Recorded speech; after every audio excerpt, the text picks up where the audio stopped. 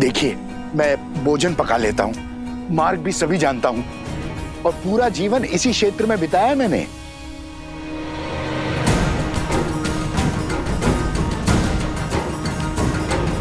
सबकी क्या राय है? सब अपना अपना मत बताइए। आप मिथिलावासी हैं, आपको तो हमारे साथ चलना ही चाहिए। जो सबका मत है वही मेरा भी है। अच्छा, तो भाभी श्री को प्रेम से सब बुलाने लगे हो आप।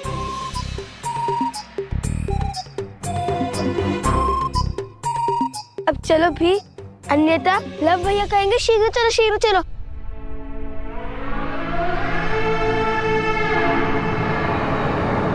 अरे आप भी चलिए, सबका मत सिद्ध हो चुका है, परंतु आपकी रक्षा का दायित्व हम नहीं लेंगे।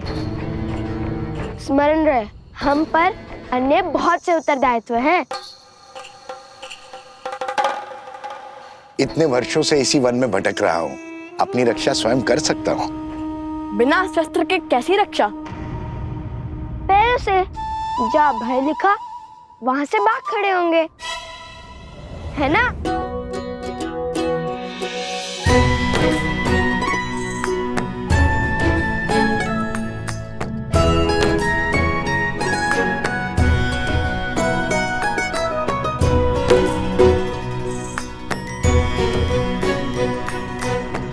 यहाँ तो दो रास्ते हैं, किस ओर जाना है भैया?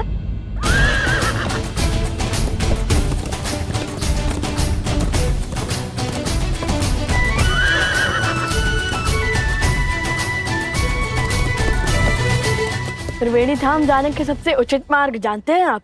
अवश्य, त्रिवेणी धाम यहाँ से उत्तर में है, किंतु मार्ग में अनेक नदियां, अनेक पर्वत आएंगे। बहुत समय लग जाएगा पहुंचने में। उचित होगा कि हम पूर्व से जाएं। ये अश्व तो पूर्व दिशा की ओर जा रहा है, त्रिवेणी नहीं।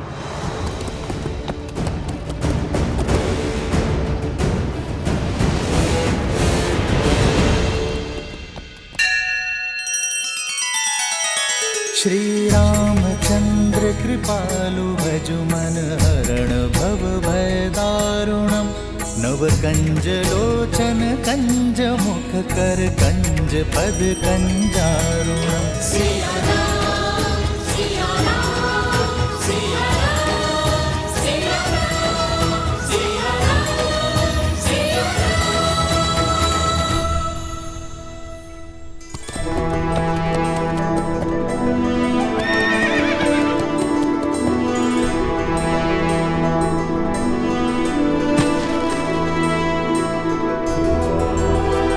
हे अश्व, इस ओर चलिए। महाराज का आदेश है, आपको त्रिवेणी धाम जाना है।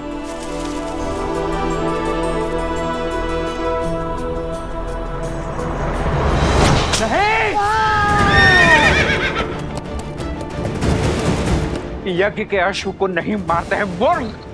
इसी क्षण जाओ और राजकुमार शत्रुघ्न को सूचित करो कि अश्व ने अपना मार्ग बदल लिया है, वो पूर्व दिशा की ओर जा रहा है। उनसे कहो कि वो भी उसी दिशा में आए।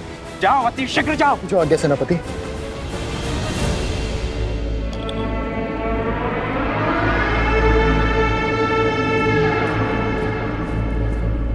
ये लीजिए। आप मिथिला से हैं ना? और आपके पिताश्री राजदूत भी हैं, तो आप मेरे पिताश्री त्रिकाल शर्मा को जानते ही होंगे। हाँ हाँ अवश्य, हम तो साथ ही पढ़े थे ऋषि श्रृंगा के गुरुकुल में। विवाह के बाद एक पुत्री का जीवन और घर कितना बदल जाता है ना। बहुत स्मृति आती है मुझे पिताश्री की।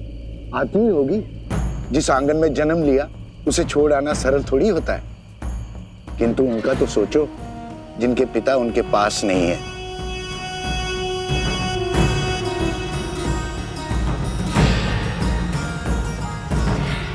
कितने दुर्भागी है वो लोग। अरे और कितना समय लगेगा भोजन में महाशय? पात्र से धुआं आ रहा है। आप भोजन पका रहे हैं या यज्ञ कर रहे हैं? जितनी देर में आप ये भोजन पका रहे हैं, इतनी देर में मैं खाकर पचा भी लेता। बस बस, तैयार हो गया धनुर्धर ऋषि कुमार।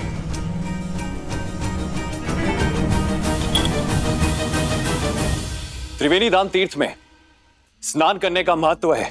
जब अश्व 3 पवित्र नदियों के जल से निकलते हैं तो देवता समस्त प्रजा को उनके पापों से मुक्त कर देते हैं। यदि उस अश्व को देवता त्रिवेणी से दूर ले जा रहे हैं तो अवश्य ही हमारा कार्य अधिक विकट हो जाएगा। हमें अपनी समस्त शक्तियों के साथ उस अश्व के पीछे जाना होगा। जय श्री राम, जय श्री राम, जय श्री राम, जय श्री राम। बचाओ बचाओ बचाओ बचाओ। मैंने तो उस ओर से आ रही है।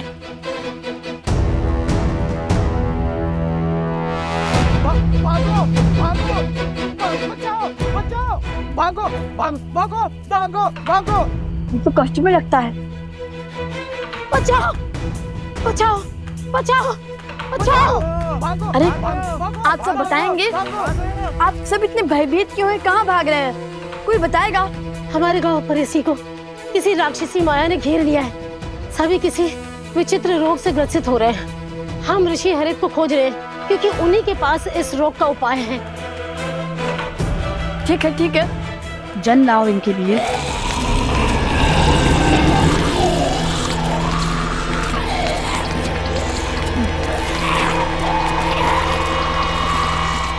आप सब हमारे पीछे आइए।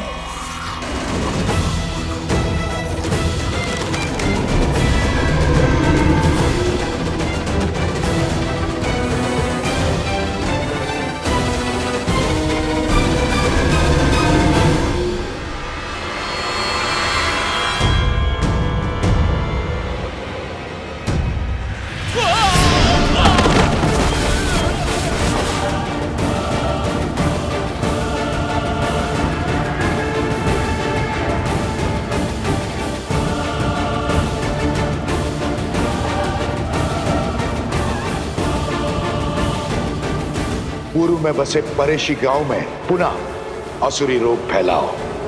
मेरी माया तुम्हारे साथ है।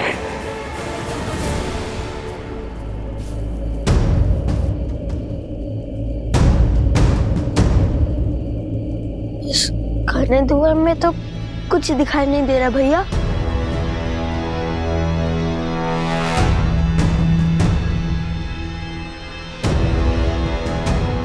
भैया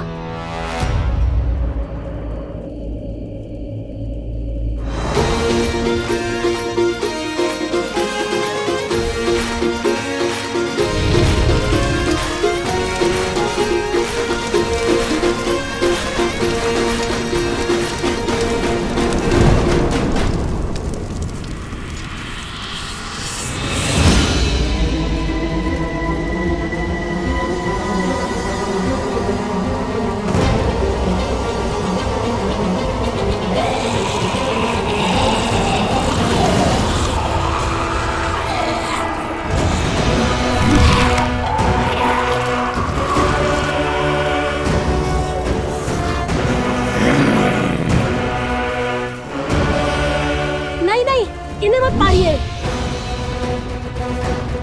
इनका उपचार संभव है। ये मलिन आत्माओं के नियंत्रण में है और मानवों के रक्त के प्यासे हैं।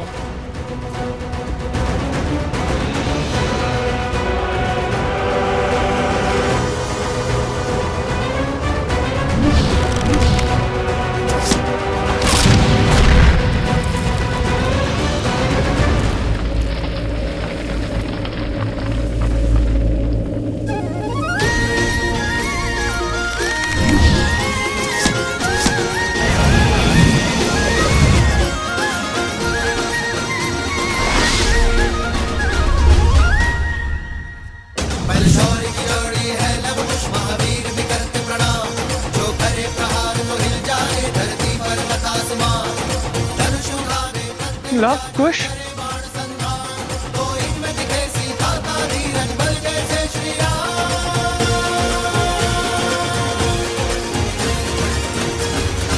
ऋषि हरित ने इनका क्या उपचार किया था? उन पर्वतों के बीच में विशेष औषधियां उगती है। उन्हीं के उपयोग से ऋषि हरित ने इनका उपचार किया था।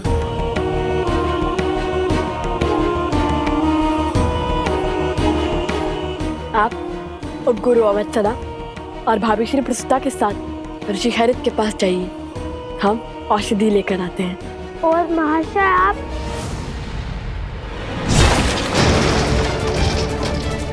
बचाओ बचाओ, भागो भागो भागो भागो भागो। कहा था ना, इनके अस्त्र इनके चरण ही है। जहाँ भय लगा वहाँ भाग खड़े होंगे। पहले हमें इन्हें रोकना होगा, अन्यथा हमारे जाते ही ये आसपास के अन्य गांवों पर आक्रमण कर देंगे। क्या करे भैया, यदि ये असुर होते तो लक्ष्मण रेखा खींचकर इन्हें सीमा में बांध देते, किंतु ये तो असुर भी नहीं है। तुम सदा अनजाने में ही उचित युक्ति सुझाते हो कुछ। असुर नहीं तो क्या हुआ, हम इनके आसपास एक अभिमंत्रित रेखा तो खींच ही सकते हैं ना। जो अशुद्ध होते हैं उन्हें सदा शुद्धता से, पवित्रता से संकट होता है।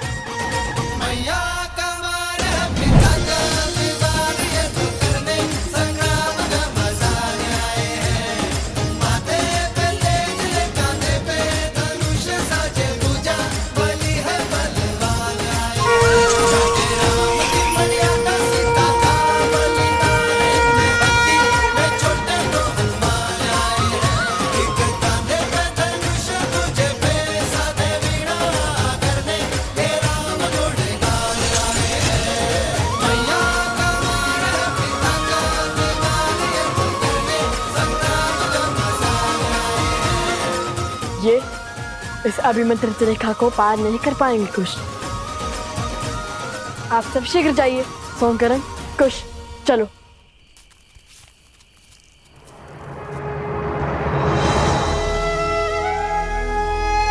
हे माता तमसा, आप सब नदियां बहने हैं इस भूमि पर हर और उपस्थित हैं। मेरी आपसे विनती है माता, मेरे पुत्रों का मार्गदर्शन करने में, रक्षण करने में उनका सहायक बनिए। उनके प्रभु पर उनकी अटूट श्रद्धा को बनाए रखने में सहायता कीजिए माता।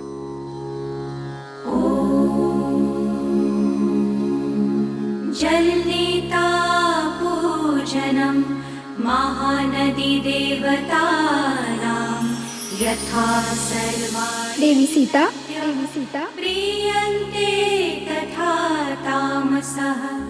ॐ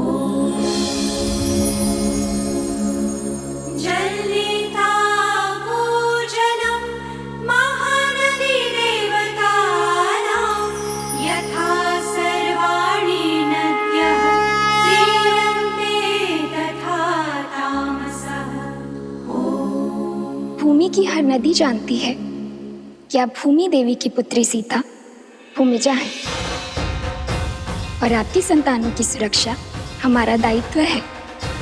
माता, त्रिवेणी धाम में सभी महानदियां आपके पुत्रों को अपना आशीर्वाद देने हेतु उपस्थित होंगे,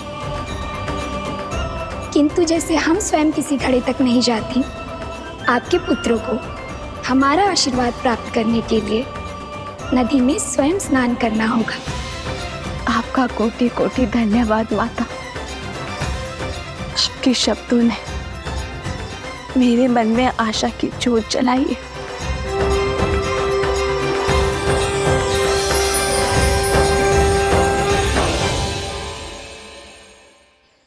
अतिशीघ्र चलो, यह अश्व तो पर्वत की ओर जा रहा है। यहाँ हम अश्व की क्या स्वयं की भी रक्षा नहीं कर पाएंगे। चलो शीघ्र चलो।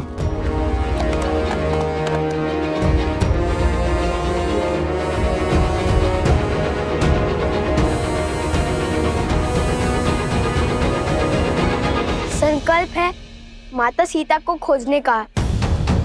महत्वाकांक्षा है यज्ञ के अश्वों को बांधने की। प्रवास है स्वर्ण के कमल लाने के लिए। सज है इनकी रक्षा करने के लिए। भैया, ये क्या पहेली है?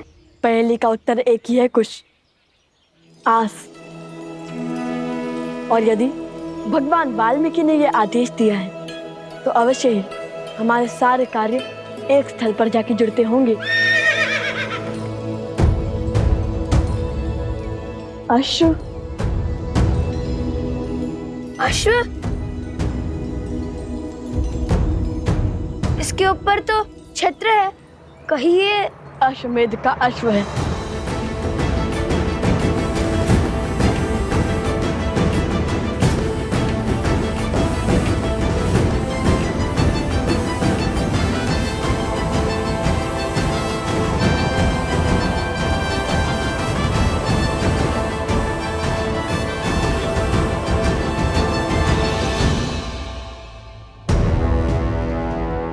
वो देखिए भैया,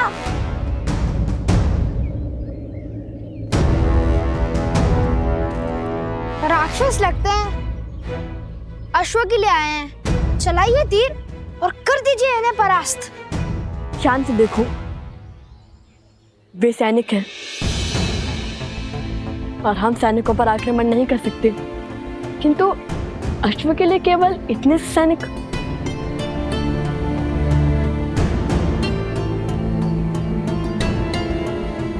अवश्य ही सेना की बड़ी टुकड़ी पीछे होगी, हमें उनका सामना भी करना होगा। समय कम है भैया, हमें औषधि भी लानी है और स्वर्ण कमल भी। यदि इन्हें ज्ञात ही ना होता कि ये अश्व हमारे पास आ गया है तो कितना अच्छा होता।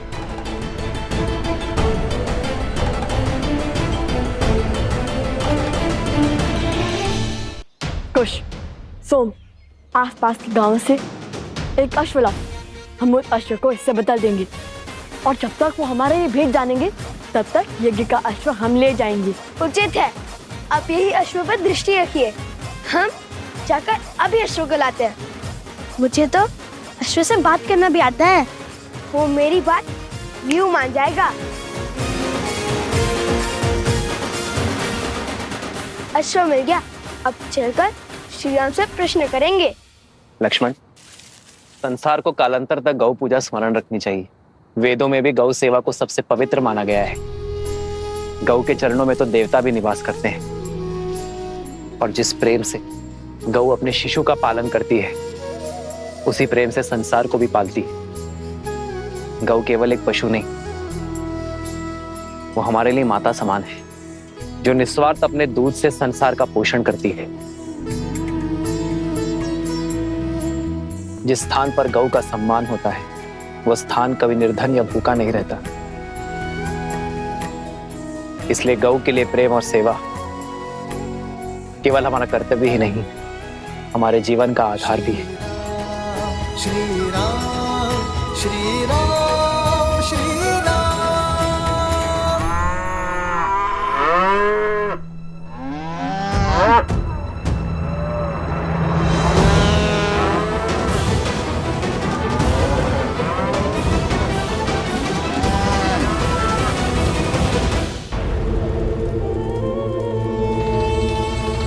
महाराज, महाराज,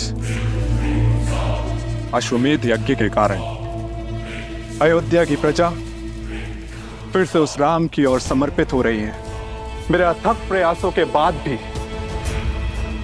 मैं उनके मन को विचलित नहीं कर पा रहा हूं। और कितना समय लेंगे आप महाराज?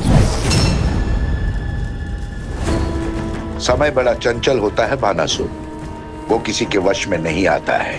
मेरे भ्राता दशानंद रावण को भी लगा था कि वो समय के अंत तक जीवित रहेगा, पर देखो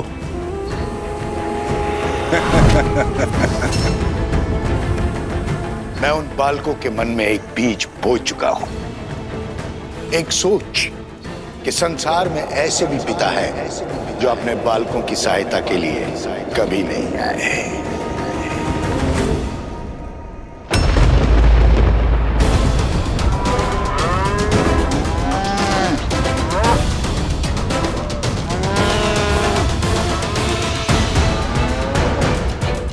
गौ माता का क्रंदन तो अनिष्ट का सूचक होता है। अब इन बालकों को जब पता चलेगा कि श्री राम ही उनके पिता है, जो उनके लिए कभी नहीं था, तब छिड़ेगा युद्ध। कि संसार में ऐसे भी पिता है जो अपने बालकों की सहायता के लिए कभी नहीं आए। अब मेरे प्रकोप से वो दोनों अपनी पराजय का दोष अपने पिता को देंगे। और यदि विजय हुए तो तो उनके मन में अहंकार को स्थान दूंगा।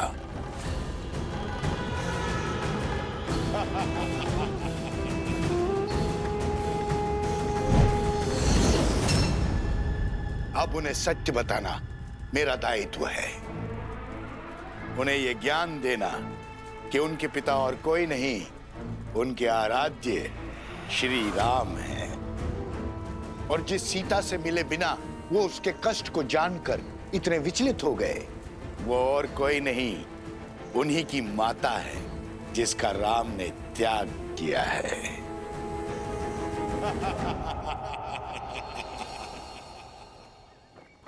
गऊ का रुदान भले ही अशुभ संकेत हो, किंतु ये बात स्मरण रहे कि हर संकट हमें सीखने का और कर्मों में सुधार लाने का अवसर देता है। और जैसे आर्य सुमंत ने बताया कि गऊ के रुदान का कारण उसके बछड़े से उसका विरह था, जिसे शीघ्र ही ढूंढकर उसकी माता से पुनः मिलाने का आदेश है। महाराज, ये तो नहीं पता कि आपने ऐसा क्यों किया, किंतु क्या शत्रुघ्न को अश्व से दूर रखने का आदेश उचित है? शक्तिशाली राष्ट्र सबसे पहले आक्रमण नहीं करता भरत, और जिस राजा की अयोध्या के अश्वमेध यज्ञ को चुनौती देने की इच्छा है, उसे भी तो युद्ध के लिए सज्ज होने का अवसर मिलना चाहिए। और यदि इस बीच किसी कारणवश अश्व की मृत्यु हो जाए तब क्या होगा? अश्व की मृत्यु तभी संभव है जब यज्ञ देवता कुपित हो। यज्ञ देवता का प्रभु श्री राम पर कोपित होना तो असंभव है। संभव है। असंभव? जितनी पवित्रता से भैया ने ये यज्ञ करवाया है, यज्ञ देवता का कुपित होना असंभव है गुरुदेव। यज्ञ में दी आहुति यदि यज्ञ देवता ने ना स्वीकारी तो वो कुपित होंगे। परंतु यज्ञ देवता आहुति स्वीकार करेंगे क्यों नहीं? क्योंकि यज्ञ में मंत्रोच्चार केवल महाराज राम ने किया है, उनकी पत्नी ने नहीं। परंतु महारानी की मूर्ति मंत्रोच्चार कैसे कर सकती?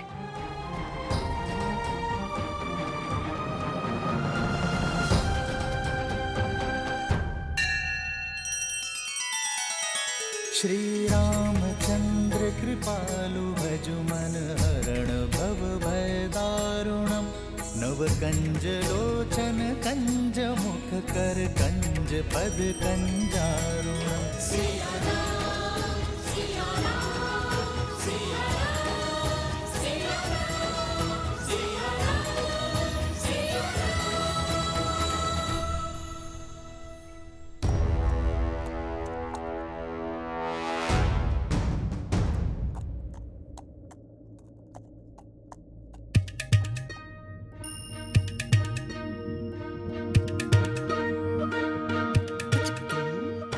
क्या लाए हो तुम? जो भी है, श्वेत तो है। गांव में केवल यही एक 4 पैरों वाला प्राणी है जिसका रंग श्वेत जैसा है, और ऊपर से वस्त्र और छात्र भी ला दिया मैंने इसके लिए। अब चलो अश्व बदल देते हैं। सैनिक थके हुए हैं, हमारा भेद जाने में उन्हें समय लगेगा, जब तक हम निकल जाएंगे। दिख रहा है अश्व किसी को? दिख रहा है क्या? नहीं, लगता है और ऊपर गया है। शीघ्र खोजो उसे। चलो।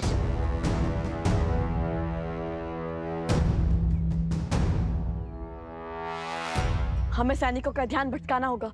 जो आ गया भैया, आप अश्व को पकड़िए, मैं अश्व की ध्वनि निकालता हूँ, उनका ध्यान भटकाता हूँ। ये अश्व की ध्वनि है या फिर गधे की? पर भैया, गधा तो डी चौ करता है।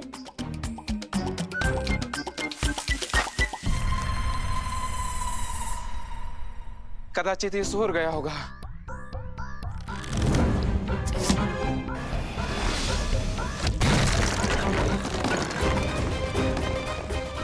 ये ईश्वर क्या ध्वनि है?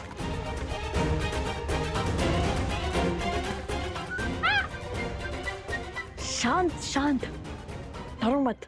तुम इसे उस ओर ले जाओ जहां मैंने बाण चलाया था। तुम मेरे साथ आओ।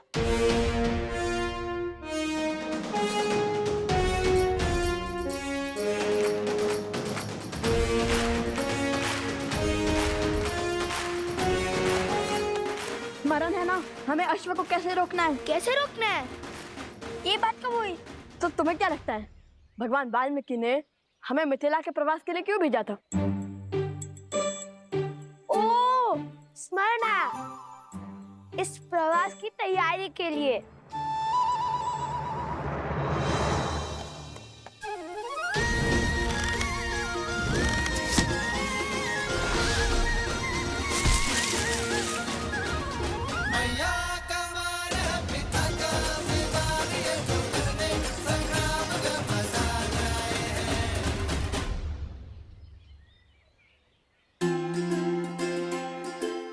सीताराम भैया, ये तो वही अश्व है। राम सिया राम जय जय राम। राम सिया राम जय जय राम। कदाचित इसका हमारा और सीताराम का कोई ना कोई संबंध अवश्य है। क्यों मित्र, हम स्मरण है ना? उस गधे से भय तो नहीं लगा?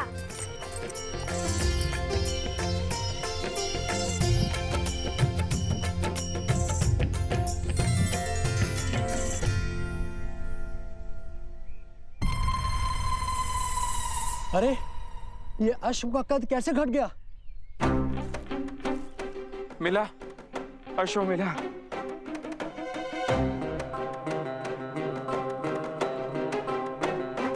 रंग भी बदला बदला सा लगता है। इस काले पर्वत में उसका रंग धूमिल सा हो गया होगा। पर इस पर छत्र तो है, पर अश्व जैसा नहीं है। एक ही वाक्य में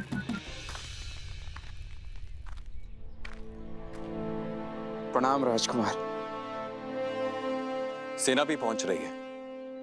अश्व मिला क्या आप सबको? उस ओर देखिए राजकुमार, हमने एक क्षण भी अश्व से अपनी दृष्टि ओझल नहीं की। आदेश यज्ञ के अश्व पर दृष्टि रखना था सेनापति। आप लोग यहाँ क्या वनगमन कर रहे हैं? अश्व के पीछे ही गमन कर रहे हैं राजकुमार। ये क्या आपको अश्व दिखाई दे रहा है?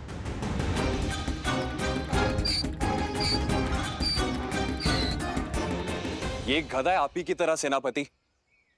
आप अयोध्या लौट जाइए। सैनिकों, हमें शीघ्र ही अश्व ढूंढना होगा। भैया, औषधि? नहीं, हम अभी नहीं ला सकते। वो देखो, पर्वत पर सैनिक है, हम पकड़े जा सकते हैं। सर्वप्रथम हम स्वर्ण कमल लेकर आते हैं, फिर इसको पास के किसी गांव में छुपा देंगे।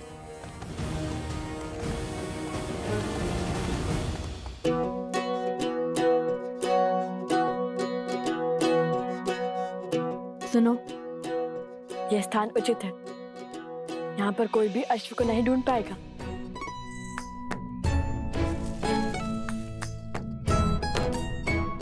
अब ठीक है, अब तुम खाओ पियो विश्राम करो, लेकिन ध्वनि मत करना, ठीक है?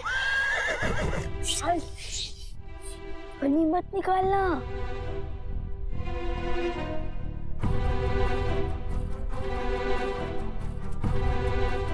चलो।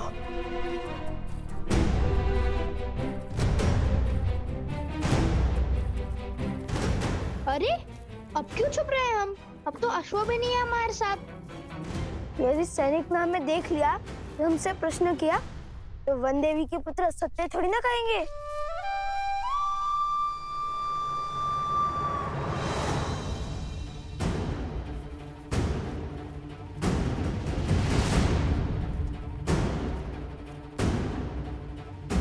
त्रिवेणी धाम निकट ही है, शीघ्र चलो।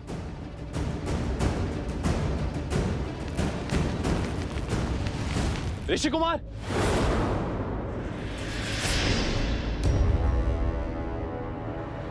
भागो! अरे रुकिए ऋषि कुमार।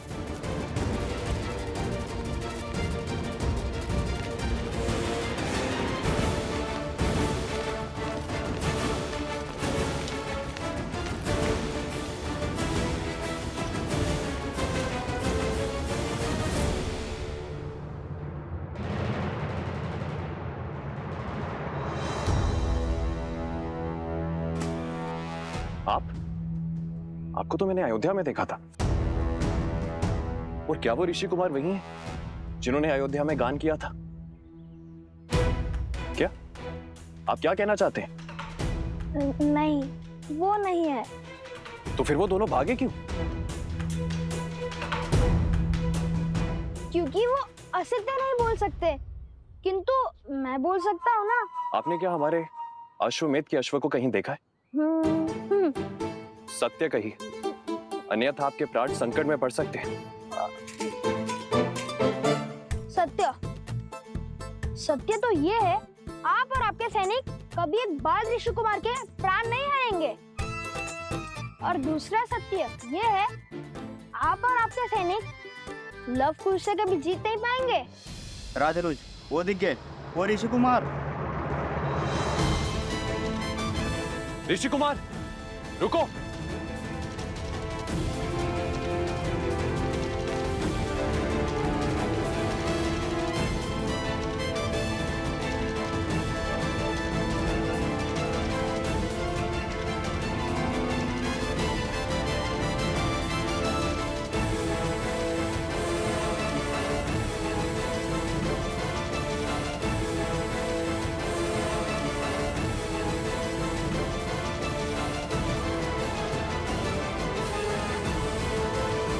इन्हें यही छोड़ सकते हैं, किंतु रन छोड़ना कायरता तो नहीं होगी ना? कभी कभी रन छोड़ देना ये सबसे बड़ी रणनीति है।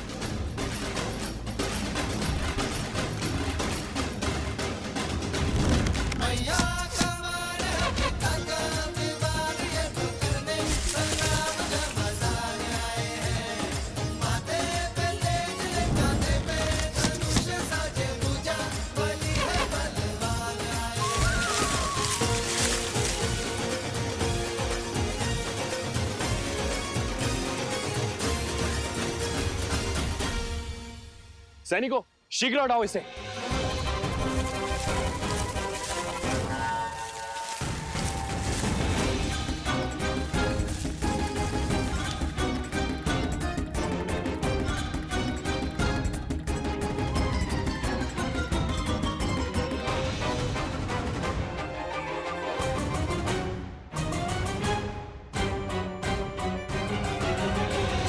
आज तक तो केवल रुके थे, अब फंसेंगे।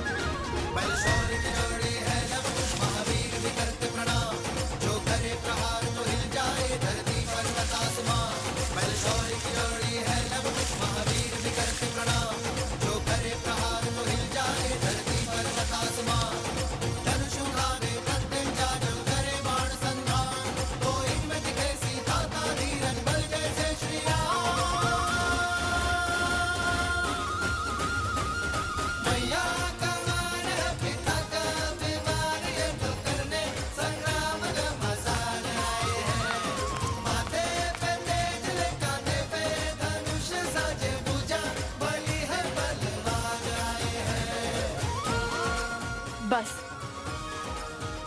अब वो यहाँ फंस जाएंगे, पर हमें अधिक समय मिल जाएगा।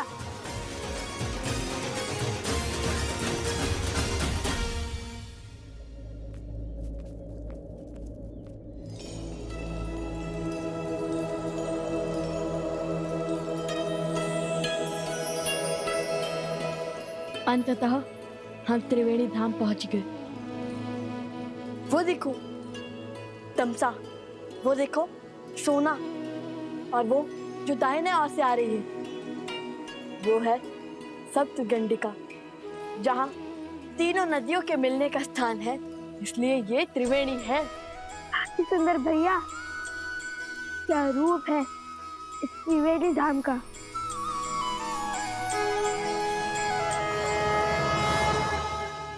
भैया अभी आंखें मूंदी तो मन में एक विचार आया। हमने अश्व को तो छुपा दिया, किंतु उसकी रक्षा के लिए किसी को नहीं छोड़ा। चल हम शीघ्र अतिशीघ्र सारे स्वर्ण कमल एकत्रित कर कर चलते हैं, ताकि किसी के वहां आने से पहले हम अश्व तक पहुंच सके।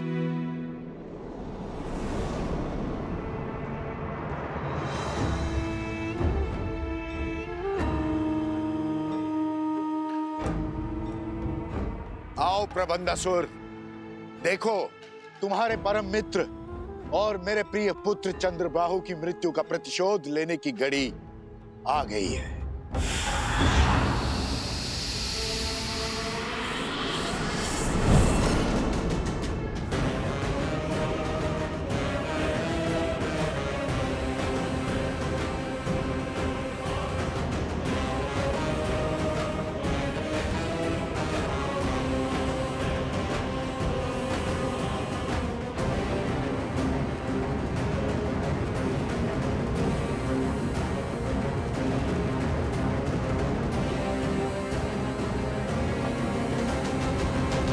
महाराज सहस्त्रमुख रावण की जय।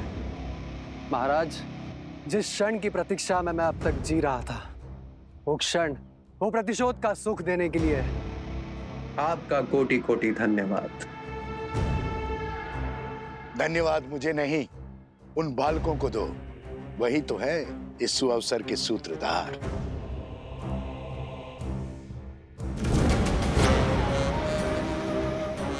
मैं उस अश्व को मारकर उस राम के अश्वमेध यज्ञ को असफल कर दूंगा।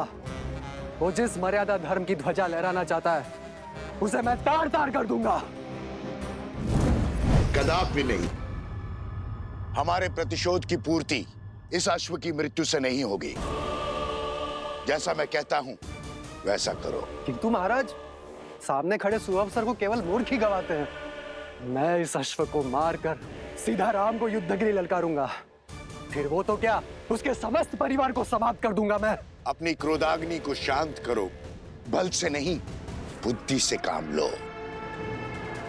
वचन देता हूं, प्रतिशोध का ऐसा भव्य सुख दूंगा तुम्हें, जिसमें राम और उसका परिवार स्वयं ही एक दूसरे की मृत्यु का कारण बनेंगे। सोचो, एक बार में सबको मारने में आनंद आएगा या उन्हें स्वयं ही एक एक करके एक दूसरे को मारते हुए देखने में आनंद आएगा। और अपनी योजना के लिए मैंने तुम्हें चुना है, क्योंकि छल में तुम्हें मात देना असंभव है। तुम कभी भी कोई भी रूप धरकर किसी भी वस्तु में प्रकट हो सकते हो। मैं चाहता हूं कि तुम यज्ञ के अंत तक इस अश्व के साथ रहो। वो लवकुश बहुत संस्कारी और साहसी है। तुम मेरे साथ मिलकर इस अश्व को इक्ष्वाकु वंश के अंत का साधन बनाओगे। परंतु महाराज, किंतु परंतु यद्यपि कुछ नहीं सुनना है मुझे। जैसा कहता हूं वैसा करते जाओ।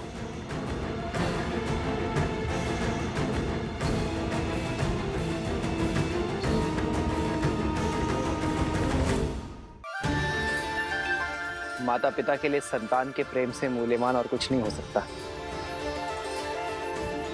फिर चाहे वो देव हो या दानव, मानव हो या पशु।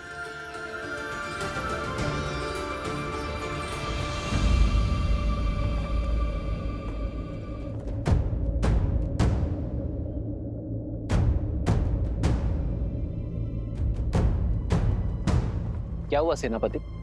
शत्रुघ्न ने तुम्हें यहाँ क्यों भेजा? मुझे क्षमा करें महाराज, उन्होंने मुझे अति शीघ्र अयोध्या लौटने का आदेश दिया है, क्योंकि मेरी चौकसी में यज्ञ का अश्वक हो गया।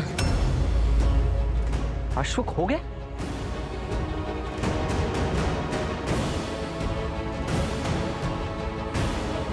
और अब वो स्वयं अश्व को खोज रहे हैं। यज्ञ का अभिमंत्रण आसुरी शक्तियों और दुर्घटनाओं से बचाता है, किंतु केवल तब जब देवताओं का आशीर्वाद हमारे साथ हो।